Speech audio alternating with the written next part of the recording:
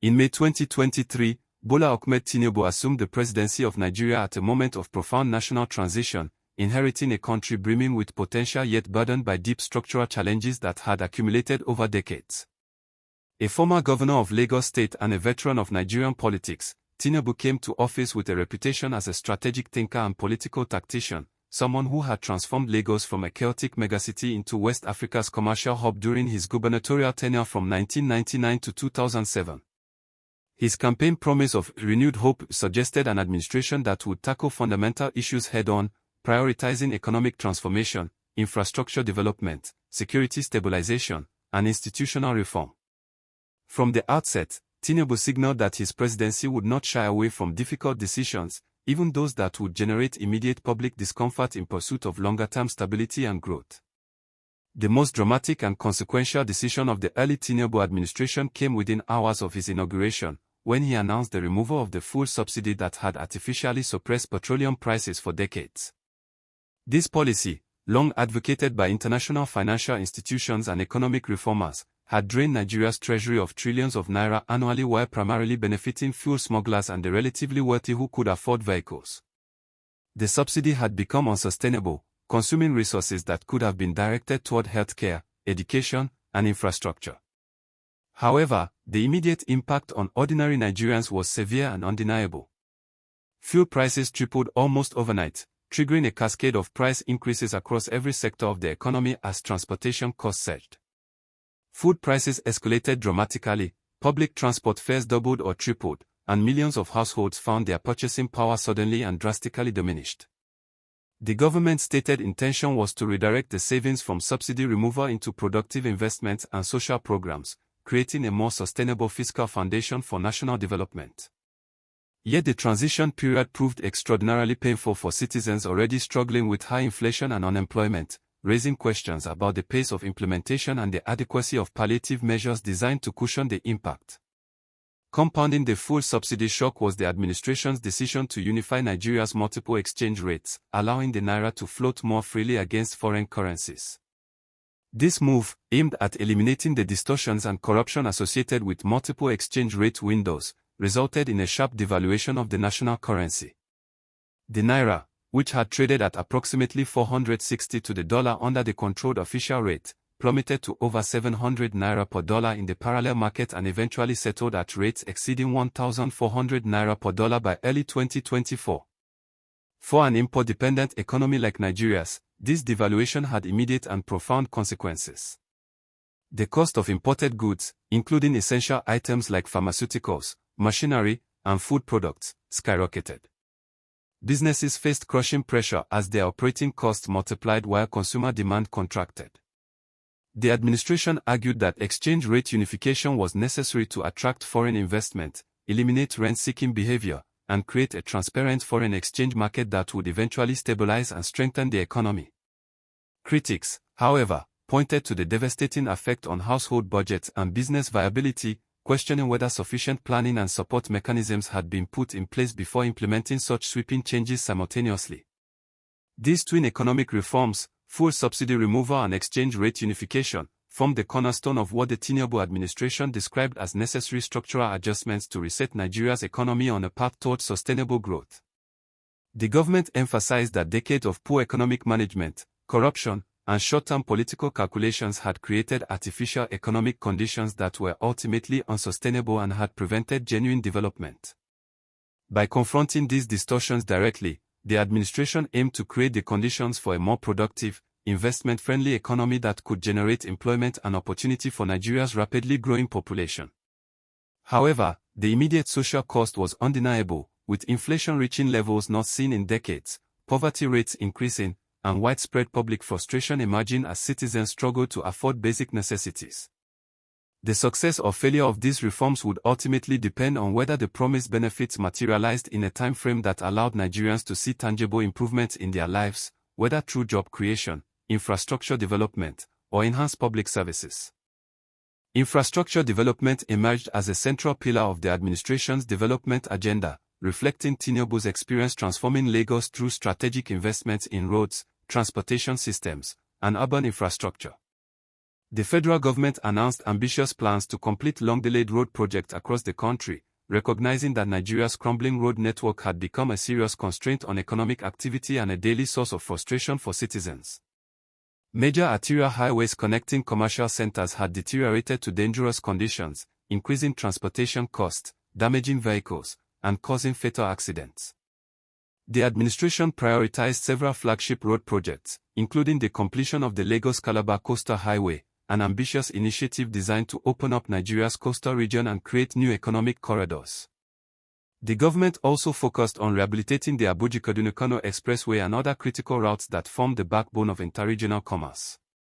These infrastructure initiatives were presented not merely as construction projects but as catalysts for broader economic transformation, enabling farmers to transport produce to markets more efficiently, reducing the cost of doing business, and integrating rural communities into the national economy.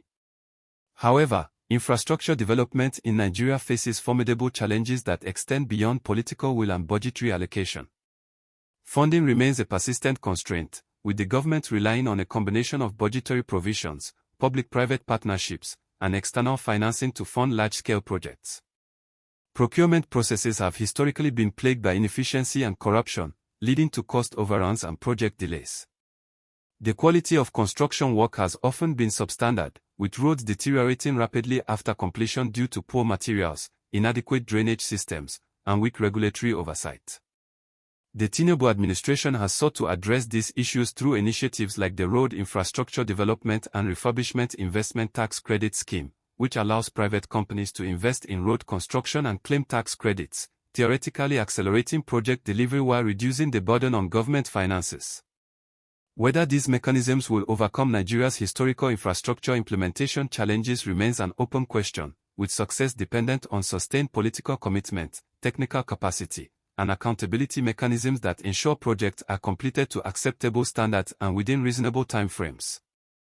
Security remained one of the most pressing challenges confronting the Tinubu administration, with Nigeria facing multiple simultaneous security threats across different regions.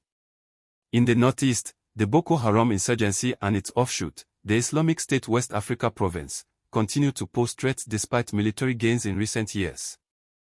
In the northwest, banditry and kidnapping for ransom had reached epidemic proportions, with armed groups terrorizing rural communities, abducting schoolchildren, and disrupting agricultural activities.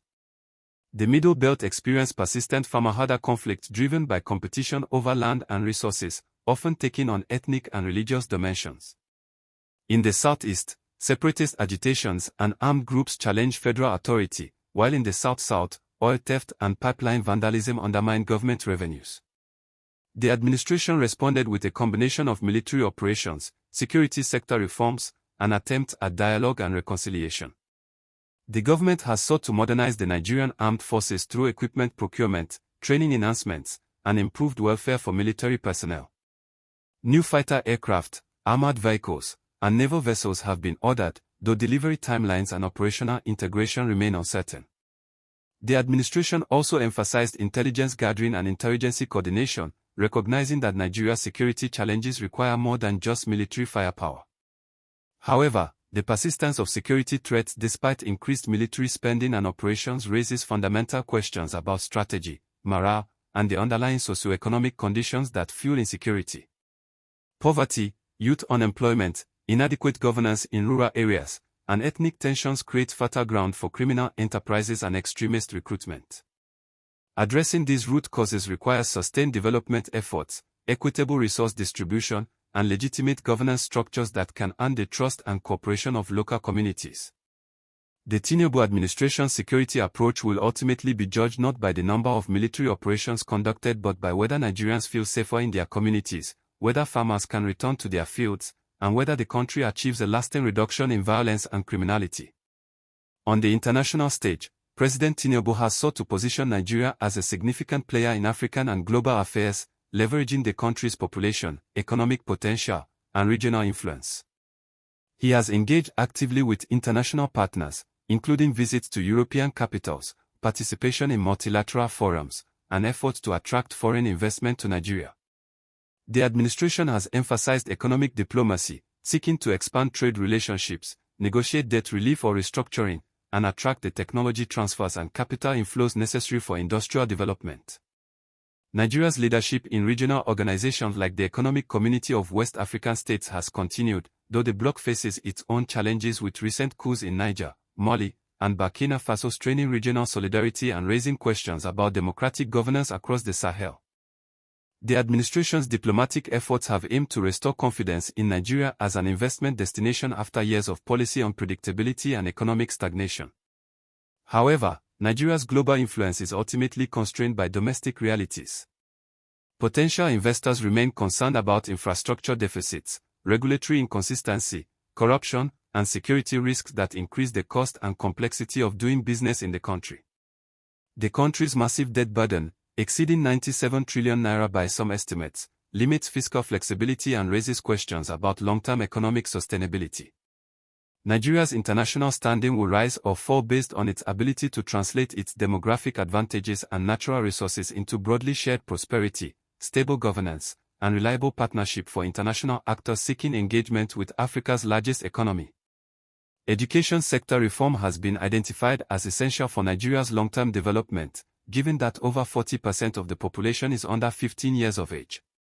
The Tinubu administration has announced initiatives to improve access to education, enhance the quality of teaching, and align educational outcomes with labor market needs. The student loan scheme, designed to provide access to higher education for students from low-income families, represents an attempt to remove financial barriers that prevent talented young Nigerians from obtaining university degrees. The government has also emphasized science, technology, engineering, and mathematics education, recognizing that technological competence will be essential for economic competitiveness in the 21st century.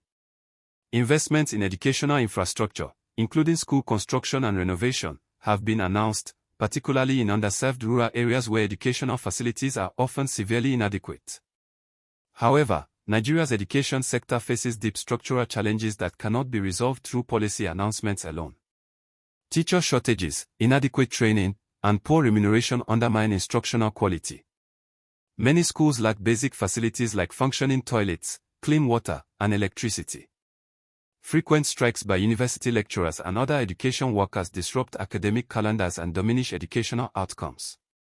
The phenomenon of out-of-school children, estimated at over 10 million, reflects both poverty and insecurity that prevent families from sending children to school. Addressing these challenges requires not only increased funding, which competes with other urgent priorities in a constrained fiscal environment, but also improved governance, accountability mechanisms that ensure resources reach schools, and community engagement that values education as a pathway to opportunity. The success of the administration's education agenda will be measured by tangible improvements in literacy rates, school enrollment and completion, and the readiness of graduates to contribute productively to the economy. Healthcare reform represents another critical dimension of the Tinubu administration's development agenda. Nigeria's healthcare system has long been characterized by inadequate facilities, shortages of medical personnel, insufficient equipment and supplies, and stark inequalities in access between urban and rural areas. The administration has announced plans to revitalize primary healthcare centers across the country, recognizing that these facilities form the foundation of an effective healthcare system by providing preventive care, maternal and child health services, and treatment for common ailments. Efforts to expand health insurance coverage aim to reduce out-of-pocket healthcare expenses that push millions of families into poverty when illness strikes. The government has also emphasized pharmaceutical production capacity within Nigeria to reduce dependence on imported medicines and ensure more affordable access to essential drugs. Yet Nigeria's healthcare challenges remain formidable. The phenomenon of medical brain drain continues, with doctors and nurses migrating to countries offering better working conditions and compensation. Public hospitals often lack basic supplies, forcing patients to purchase everything from bandages to medications from private pharmacies. Maternal and infant mortality rates remain unacceptably high, reflecting inadequate prenatal care and skilled birth attendants in many communities. Infectious diseases like malaria, tuberculosis, and HIV continue to exact a heavy toll, while non-communicable diseases are rising with urbanization and changing lifestyles. The COVID-19 pandemic exposed the fragility of Nigeria's public health infrastructure and the challenges of coordinating responses across federal and state governments. Genuine healthcare transformation requires sustained investment, workforce development, effective regulation of private healthcare providers, and addressing the social determinants of health like clean water, sanitation, and nutrition that profoundly influence health outcomes. As the Tinubu administration moves through its tenure, Nigerians are watching closely to see whether bold economic reforms translate into tangible improvements in daily life, whether infrastructure promises become completed projects that facilitate commerce and connectivity, whether security operations bring lasting peace to troubled regions, and whether investments in education and healthcare create opportunity and well-being for the next generation. The presidency faces the challenge of maintaining public confidence during a difficult transition period while delivering results substantial enough to vindicate the short-term sacrifices being asked of citizens. Nigeria's trajectory under this administration will be determined by the interplay of presidential vision, governmental capacity, resource availability, and the resilience and adaptability of the Nigerian people themselves as they navigate economic pressures, security concerns, and the enduring hope for a more prosperous and stable nation.